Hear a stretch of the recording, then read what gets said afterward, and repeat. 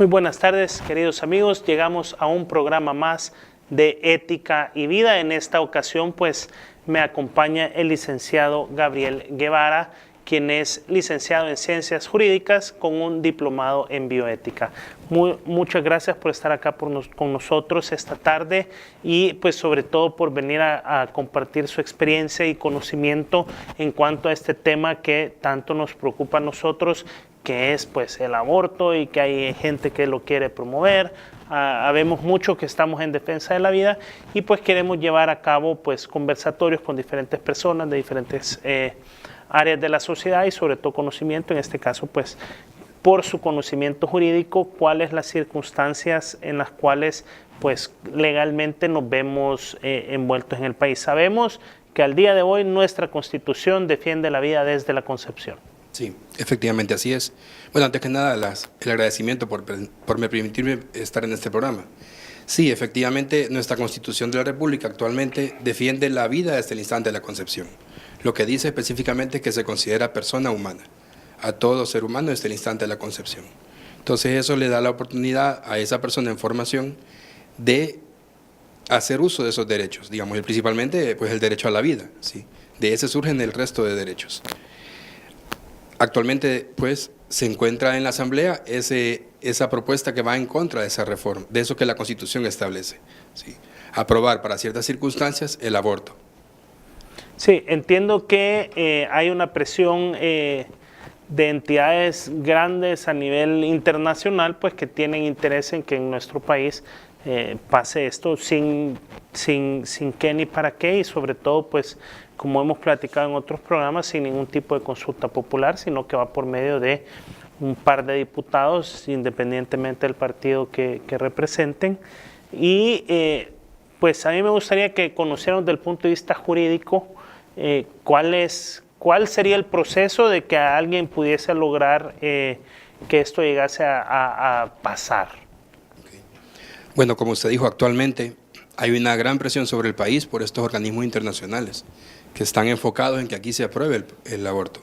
Somos, si no mal recuerdo, 7 de los únicos países que estamos con una prohibición total del aborto, en cuenta nosotros El Salvador. El procedimiento, en el caso se aprobara una reforma, sería que de la comisión que actualmente está estudiando ese caso, se pasara al pleno de la Asamblea Legislativa. Digamos, este es el procedimiento normal. Ya en la Asamblea, con pues si se puede, una mayoría de diputados, aprobar una reforma. ¿Es una mayoría simple con 43 diputados o una mayoría calificada con 56? Es una mayoría simple lo que se necesita. Entonces son 43 los diputados que se requieren para reformar una ley secundaria como es el Código Penal. ¿Sí? Entonces ese sería el procedimiento adecuado. Obviamente, como usted dice, estos organismos están haciendo todos los esfuerzos para que, si es posible, se pase la aprobación de la reforma sin ningún tipo de discusión dentro de la Asamblea Legislativa. Entonces son ellos los que, como representantes del pueblo, tienen que someter a discusión esta temática, escuchando a la sociedad, como usted lo ha dicho. Lo que sería aquí entonces sería como una dispensa de trámite para que no pase por comisión y pase directo al pleno. Pase directo al pleno. Siempre necesita los 43 votos. Ahí estamos hablando de un tema de despenalización, o sea que es el Código Penal. Mi pregunta iría más hacia el tema de la Constitución. ¿Cómo es la Constitución que lo marca? ¿Cuál es el procedimiento para alterar este artículo de la Constitución? Para alterar la Constitución se necesitan que la Asamblea en turno apruebe de forma tentativa la reforma y que la siguiente Asamblea ratifique esa reforma. Entonces, la Constitución no es tan fácil modificarla por eso, porque se necesitan 2 asambleas que se pongan de acuerdo sobre una reforma. ¿Cómo funcionaría o cómo es el funcionamiento si digamos que logran pasar el tema de la reforma penal? ¿Tendrían todavía que ser un tema constitucional? Tendrían que llevar la Constitución porque si no, lo que sucede con una reforma penal en este caso es que se vuelve contraria a la Constitución y al ser contraria a la Constitución adolece de una inconstitucionalidad. Es decir, uno de los artículos que se ha reformado en el Código Penal contradice la Constitución y por eso la inconstitucionalidad. Entonces el objetivo en todo esto es irse a la Constitución, a reformar la Constitución. Ok, en el caso de la reforma de la Constitución, ¿es con mayoría simple o mayoría calificada? esta es mayoría calificada la que se necesita. Ok, esto es muy importante por lo cual, ¿cómo lo decimos? Porque también es importante que usted, a la hora de emitir su voto, vote por las personas que están pro vida. Tuvimos en alguna ocasión a gente de Vida SB que tienen esta campaña cada vez que hay elecciones a diputados, donde te dicen ciertos rasgos de los diputados o parte de su currículo, pero sobre todo te dicen al final si es pro vida o no es pro vida. Eso creo que es algo interesante a darle seguimiento a la hora de tener pues una nueva asamblea legislativa, la conformación de una nueva asamblea legislativa.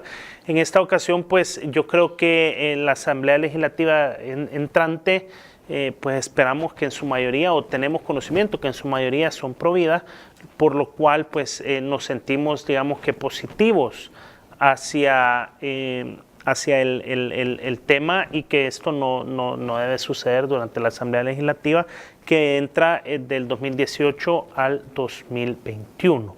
Ahora bien, licenciado, me gustaría que nos hablara un poco del tema de la bioética y cómo podemos racionalizar el tema del aborto a la hora de tener una discusión, porque yo sé que nuestros televidentes, muchos pues dicen, yo quisiera defender más fuerte el aborto, pero cuando me voy por el tema religioso ya me quieren fregar y ya no me permiten. Pero un tema de algo que sea un poco más fuera de nuestra religión, algo que le permita a nuestro televidente poder dar argumentos reales. Digamos, nosotros como Asociación de Bioética El Salvador efectivamente vemos eso, que el tema se saque de la discusión religiosa, porque esto no es un tema, bueno, eminentemente religioso, sino que sobre todo científico, jurídico. Entonces, como Asociación de Bioética de El Salvador, lo que estamos propugnando es eso. Entonces, ¿qué decirle a las personas que tal vez, como usted dice en su casa, dicen, bueno, yo no quiero, cada vez que hablan del aborto, es que la Biblia dice esto, sí. Si bien es cierto. Si bien es cierto, claro, por supuesto. Pero vamos a darles también otros parámetros de dónde llevar la discusión. Actualmente, lo que se está proponiendo es que el aborto sea permitido en dos situaciones. Una es cuando haya una violación y otra es cuando la salud de la madre esté en peligro. Específicamente para el caso de la violación, nosotros estamos sabedores de que lo que ha sucedido es horrible. Digamos, para el caso de una violación, pues fue hacerle violencia a la mujer. Sí, entonces, en este caso sabemos que posiblemente no vaya a querer a ese niño que está en formación, que es una persona humana. Eso no se discute.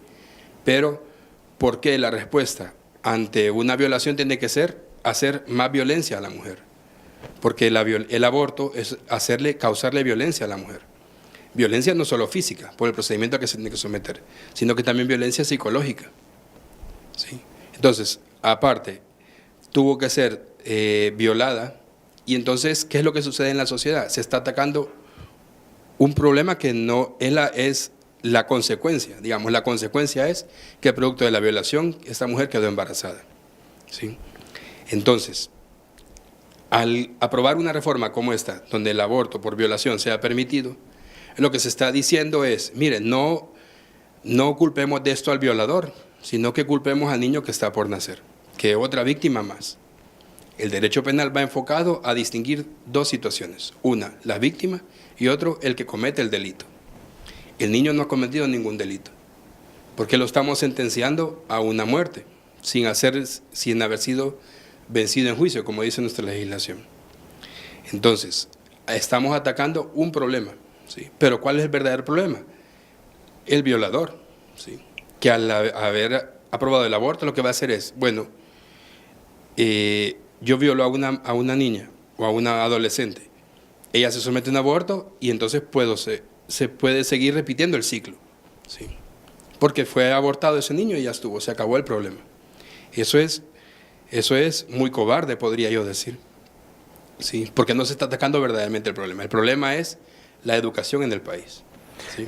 Quiero detenerlo ahí porque me gusta el tema, y el tema del agresor, el violador, si lo queremos llamar por su nombre. Pues en todo este cuento yo no he visto que ninguna de todas estas grandes asociaciones pro aborto digan nuestra política para educación, nuestra política en contra de la violencia, nuestra política para hacer un lobby en la Asamblea Legislativa para que las leyes contra los violadores sean más fuertes, no existe. Estoy entendido. Efectivamente, no existe ese interés, pareciera ser, ¿sí? Que no hay ese interés en decir vamos a ir a atacar el problema verdadero, sino que, como usted decía antes, en esto hay mucho apoyo de organismos internacionales, mucho dinero por detrás. Entonces, el verdadero interés de ellos es permitir que el aborto sea una cosa de todos los días en nuestro país, que cualquier mujer puede llegar a una clínica y decir yo quiero abortar. Quiero seguir con esto, y es que, como lo hemos dicho en programas anteriores, si hay 10 violaciones, no hay 10 embarazos por violación. O sea, es un porcentaje muy mínimo. Entonces, digamos que de las 10 hay 2 que quedan embarazadas, dejamos a las otras 8 en la impunidad hasta cierto punto. No se hace nada, o todos estos lobbies o todas estas leyes no están diseñadas para proteger a las 10, sino que solo a las 2 que quedaron embarazadas, y una protección a medias, porque, como hemos dicho, violencia con violencia. Esto creo que es muy importante que se tome en cuenta. Y la otra pregunta es si hay algún conocimiento de que estos mismos diputados tengan leyes o estén promoviendo leyes para ser más fuertes en la persecución, para asignar mayor recurso de seguridad, mayor recurso al psiquiátrico para todas estas personas que cometen estos delitos. Sí, actualmente no se ven esas propuestas, en la Asamblea. Lejos de eso, lo que están enfocándose es en un problema, en una raíz del problema, no en las verdaderas consecuencias. Entonces no hay bueno, eso lo podemos ver en nuestra realidad, pues los índices de violencia están aumentando. No se ve que se haga una verdadera labor preventiva en los centros penales, en los juzgados, ¿sí? No hay una labor verdaderamente preventiva del delito, sino que es reactiva. Vamos a ver qué sucedió cuando ya el delito ha sido cometido. No vamos a prevenir el delito. Y es que en esto también entra mucho la educación. Teniendo una sociedad educada, los índices de delincuencia van a ir bajando. Efectivamente, porque al tener una población pensante, educada, ya no se tiene ese interés en cometer delitos. Claro, esto no es atrayente para ninguna persona, para ninguna entidad gubernamental, podríamos decir. Porque ¿cuándo es que viene a tener efecto la educación en el país? No es a 5 años plazo, como es la duración de nuestros gobiernos, es a 20 años. Entonces, posiblemente, ¿quién va a ver esos logros? No va a ser el gobierno de mi partido político, sino que va a ser X partido político. Y él se va a llevar toda la vanagloria, podríamos decir. Entonces, por eso no es atrayente, considero yo. Porque la educación no es una cosa rápida, es un devenir del tiempo. Ahora bien, para todo el tiempo que llevan haciendo este lobby, ya llevarán la mitad del tiempo recorrido en educación si eso hubiese sido invertido de la forma correcta. Efectivamente. Licenciado, volviendo un poco o ahondando más en el tema pues de este marco jurídico, ¿hay algo que nosotros como sociedad, hay algo que los diputados pro vida pudiesen hacer para proteger más la vida desde la concepción? O creo que fue en el año 2013 que se hace una nueva ratificación al artículo, ya queda blindado, porque eso es lo que estábamos bajo entendido, que ya estaba blindado el derecho a la vida. Digamos, está blindado desde el punto de vista de la Constitución. Actualmente ese artículo, el artículo 1 de la Constitución en su párrafo segundo, es el que blinda cualquier reforma posible en contra de la vida, ¿sí? O a favor del aborto, podríamos decir también. Entonces, mientras ese artículo esté así, no hay ninguna posibilidad de que se apruebe una ley secundaria que sea contraria a la Constitución. Pero, ¿qué es lo que nuestros diputados necesitan? También que la sociedad se exprese. Constantemente vemos que los órganos, estas entidades pro aborto, sí se mueven bastante, sí salen a las calles, sí van a la Asamblea Legislativa a tratar de hacer presión, pero la sociedad civil, que en su mayoría son pro vida, porque vivimos en un país eminentemente así, ¿sí? no se ve esa misma reacción. Entonces los diputados también necesitan de nuestra parte ese apoyo, que vean que la sociedad también responde. Como usted dice, esta asamblea, la entrante, es eminentemente provida, ¿sí? Y ese es un logro como sociedad, porque nosotros como sociedad dijimos, yo quiero que tal diputado me represente. Entonces, si esos son nuestros representantes, que también sientan nuestro apoyo. Constantemente nosotros como Asociación de Bioética El Salvador nos ponemos a la disposición de los diputados. Si nosotros armamos charlas, conferencias y los invitamos, a varios ya han estado con nosotros en congresos. Qué bueno, y con esto pasamos a un breve corte y regresamos.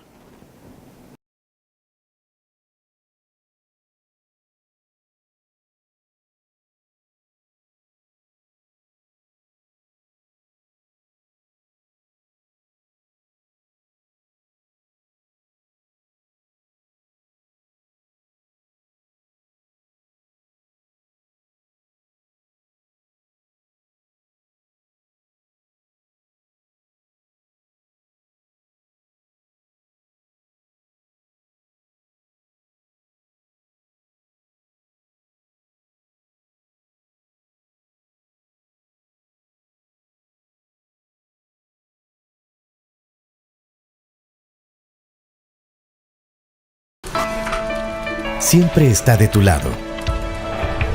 Espera por ti. Te muestra señales. Te alimenta. Seas como seas, hagas lo que hagas, estés donde estés, Dios siempre te envía señales. Sintoniza tu nuevo canal católico. TVK, la señal que te transforma.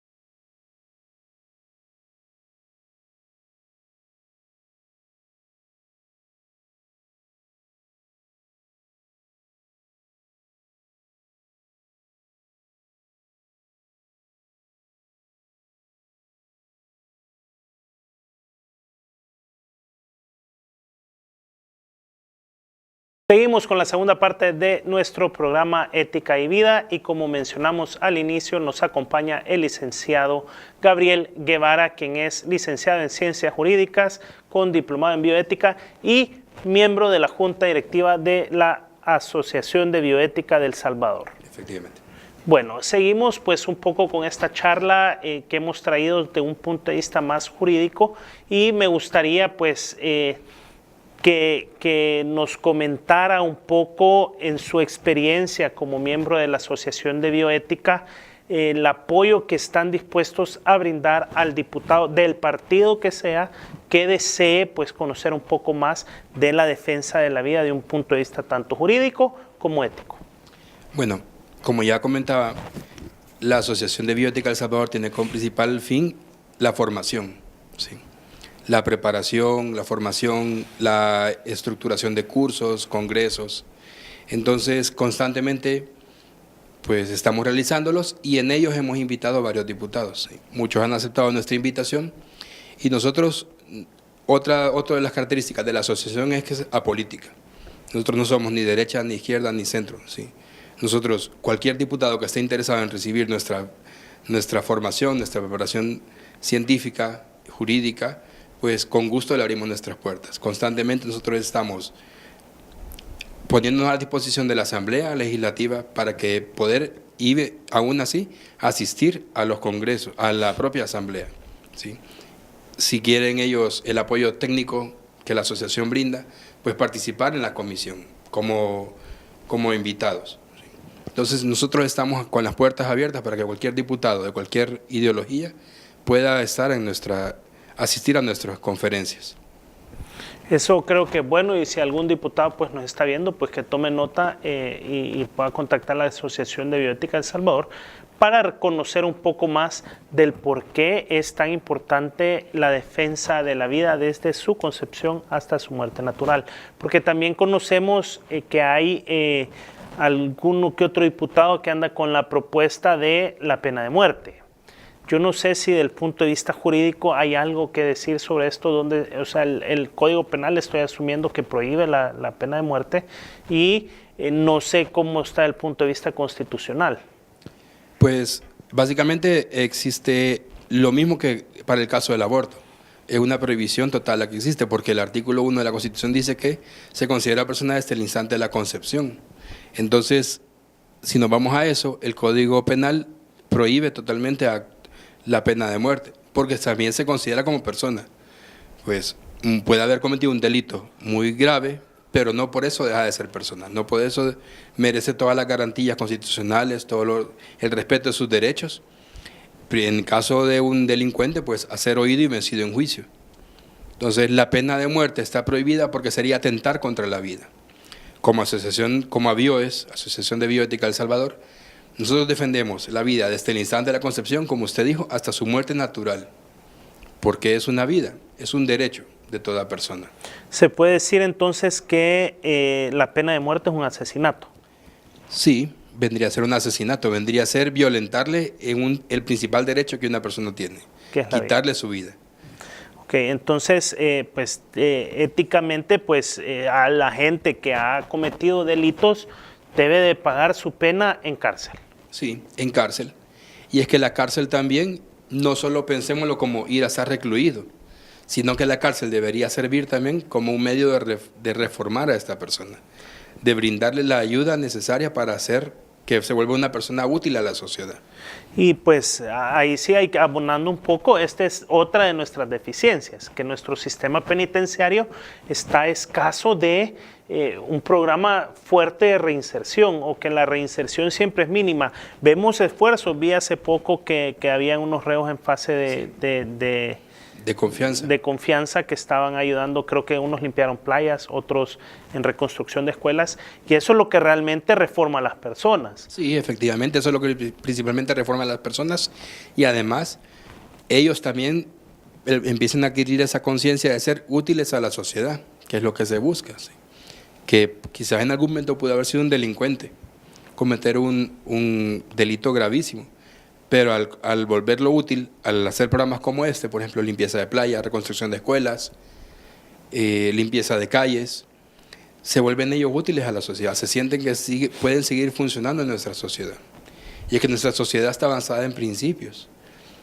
Una cosa es cierta, o sea, las leyes pueden ser reformadas, pueden ser cambiadas en cualquier momento, pero como sociedad nosotros nos basamos en ciertos principios, ¿sí? Uno de los principios que regulan y que la Constitución lo establece en su preámbulo, habla mucho de la dignidad humana. Entonces, ese principio es el que importa o el que fundamenta nuestra legislación, entre otros muchos, pues. Entonces, muchos dicen, sí, pero es que la Constitución se puede reformar fácilmente, no tan fácilmente, pero se puede reformar. Solo necesitan 2 asambleas legislativas que se pongan de acuerdo. ¿Y estas asambleas legislativas tienen que ser consecutivas? Tienen que ser consecutivas. No digo que si esta y pasó una y... No. Tiene que ser una continuación de la otra. Pero se puede dar la reforma, ¿sí? Lo que tenemos que tener como sociedad, sabedores, es que nos basamos en ciertos principios. Nuestra sociedad se basa en ciertos principios. Uno de los más importantes, como decía, es la dignidad humana, la dignidad de todo ser humano, de toda persona humana, desde su concepción hasta su muerte natural. Entonces, ahí es donde como sociedad tenemos que darnos a expresar, que se oiga nuestra voz, ¿sí? Porque los diputados en la Asamblea Legislativa son representantes del pueblo, representan nuestra decisión.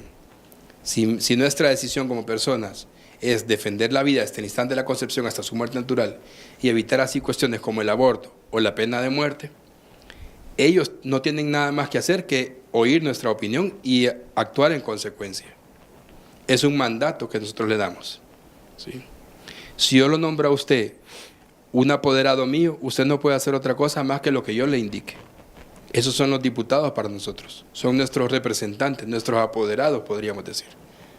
Entonces, un diputado que de repente empieza a ser una cuestión contraria a lo que se le ha pedido, los ciudadanos podemos ir y decirle, señor diputado, yo le di un voto a usted.